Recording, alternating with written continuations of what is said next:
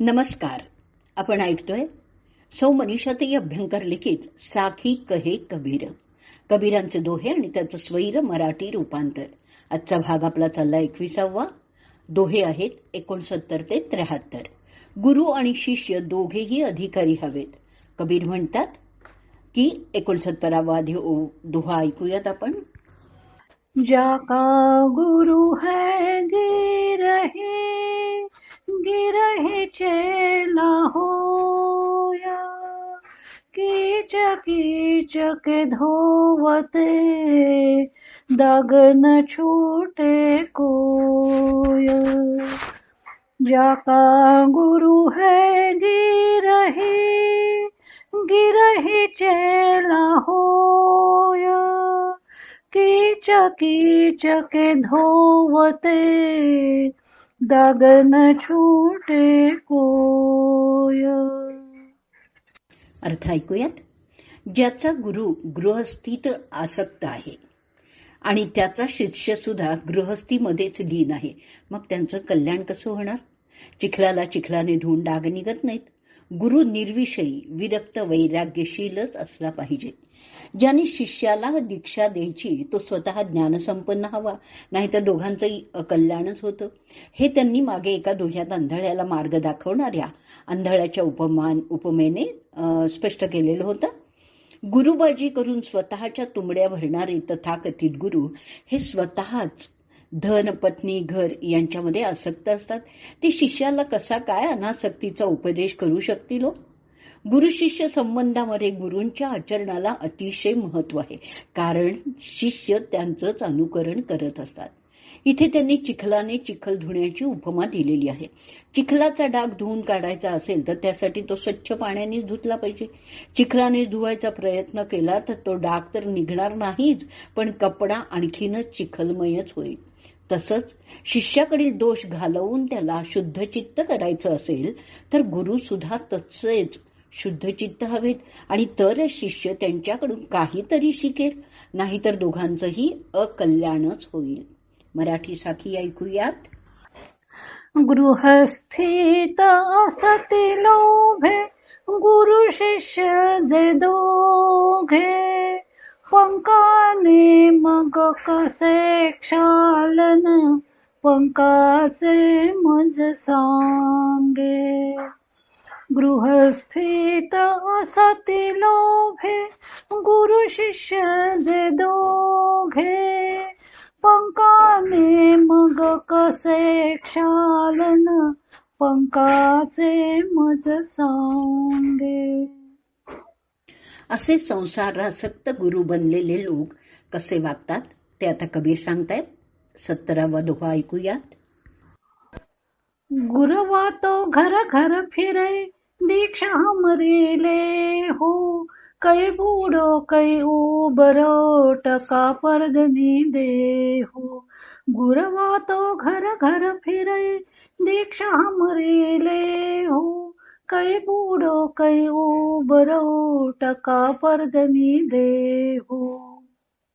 टका या शब्दाचा अर्थ आहे चांदीचा जुना रुपया. परदनी म्हणजे अंगरखा, वस्त्र. दोह्याचा अर्थ ऐकूयात. ढोंगी गुरु घरोघरी असतात, फक्त म्हणतात की चांदीचा रुपया किंवा वस्त्र द्या आणि आमच्याकडून दीक्षा घ्या. त्यांच्याकडून दीक्षा घेतल्यानंतर या भवसागरात तुम्ही बुडा, नाही तर तरुण जा. त्याच्याशी त्यांचा काहीही मतलब नसतो. त्यांना आपली दक्षिणा मिळण्याशी काम, बस. ह्या गुरुबाजी करणाऱ्यांचं प्रेम फक्त धनावर असतं आणि धन मिळालं की झालं, मग शिष्याचं काही का होईना.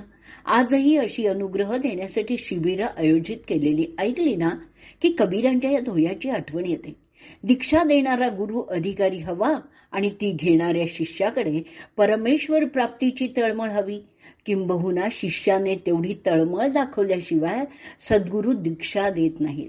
त्याची परीक्षा फक्त घेतात आणि त्याचा अधिकारही पाहतात आणि मगच ते दीक्षा देतात. अशी अनेक उदाहरणं आपल्याला इतिहासातही दिसून येतात. गुरु असे घरोघरी फिरून दीक्षा देत नसतात, तर दीक्षा म्हणजे काही खाऊचं वाटपही नाहीये. संसारात जे आसक्त असतात तेच असे वागतात. जेव्हा मनुष्याने जीवनात सावधानतेने वागायला हवं, आणि कबीरांनी या दोह्यातून समाजाला खरं तर हाच उपदेश केलेला आहे. मराठी साखी ऐकूयात आपण. घरोघरी गुरु फिरती येथे दीक्षा ती देण्यासी, बुडातरांना देणे घेणे मतलब तो पैशासी. घरोघरी गुरु फिरती येथे दीक्षा ती देण्यासी, बुडातरांना देणे घेणे मतलब तो पैशाशी. गुरुबाजी करणारे जसे मतलबी दिसून येतात, तसंच काही वेळा शिष्य सुद्धा मतलबी दिसून येतात. अशा शिष्यांबद्दल कबीर सांगतायत. 71वा दोहा ऐकूयात. अहमगनी निश दिन जरै, गुरु सोचा है मान, ताको जमन्योता दिया हो हमार मेहमान. अहमगनी निश दिन जरै, गुरु सोचा है मान, ताको जमन्योता दिया हो हमार मेहमान. कठीण शब्दांचे अर्थ आधी बघूयात. अहम अग्नी म्हणजे अहंकार रूपी अग्नी. जरै, जरै म्हणजे जळतात. जम, जम म्हणजे यम. न्योता, न्योता म्हणजे आमंत्रण. दोह्याचा अर्थ ऐकूयात. जे लोक रात्रंदिवस अहंकाराच्या अग्नीत जळत असतात आणि आपल्या गुरूंपासून सुद्धा मान प्रतिष्ठेची इच्छा करतात, त्या यांना यमाने जणू काही आमंत्रण दिलं आहे की तू केवळ माझाच पाहुणा हो. शिष्याला सुद्धा परमात्म प्राप्तीच्या तळमळीपेक्षा आपण एका मोठ्या गुरुकडून अनुग्रह घेतला आहे हे समाजात मिरवायचं असतं. असे शिष्य अत्यंत अहंकारी असतात. कबीर सांगतात की ते अहंकार रूपी अग्नीतच जळत असतात आणि गुरूंकडूनही मान सन्मानाची अपेक्षा ठेवतात. एकूणच त्यांच्या वासना क्षीण झालेल्याच नसतात. त्यांची गती एकच असते. त्यांना पुन्हा पुन्हा जन्म मृत्यूच्या फेऱ्यात अडकावं लागतं आणि म्हणूनच कबीर विनोदानी म्हणतात की यम त्याला आपल्या घरी जणू काही पाहुणा म्हणूनच बोलवतो. मराठी साखी ऐकूयात. गुरुकडूनही मान इच्छितो जळे अहम अग्नीत, यम प्रेमाने बोलवित्यासी ये घे मम आतिथ्य. गुरुकडूनही मान इच्छितो जळे अहम अग्नीत, यम प्रेमाने बोलवित्यासी ये घे मम आतिथ्य. एकूणच सांसारिक कामना ठेवून शिष्य सद्गुरूंना शरण गेला ना तरी आपल्या कामनांमुळे तो भवसागर तरून जात नाही.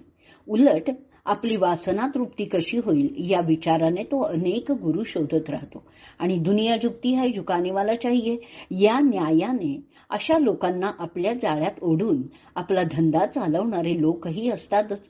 कबीरांच्या काळातही अशी परिस्थिती होती आणि म्हणूनच कबीर म्हणतात की 72वा दोहा ऐकूयात. बहुत गुरु भय जगत में कोई न लागे तीर, सब गुरु बह जाएंगे जागृत गुरु कबीर. बहुत गुरु भय जगत में कोई न लागे तीर, सब गुरु बह जाएंगे जागृत गुरु कबीर. अर्थ. कबीर म्हणतात की या जगात केवळ वेशधारी नामधारी गुरु पुष्कळ आहेत, परंतु ते सर्व भवसागराच्या पार जाणारे नाहीत. ते नामधारी गुरु भवप्रवाहामध्ये वाहून जातील. कबीर मात्र आहेत. इथे तीर या शब्दाचे दोन अर्थ घेता येतील. एक म्हणजे तीर म्हणजे काठ म्हणजे भवसागराचा काठ आणि दुसरं तीर म्हणजे मंत्ररूपी बाण.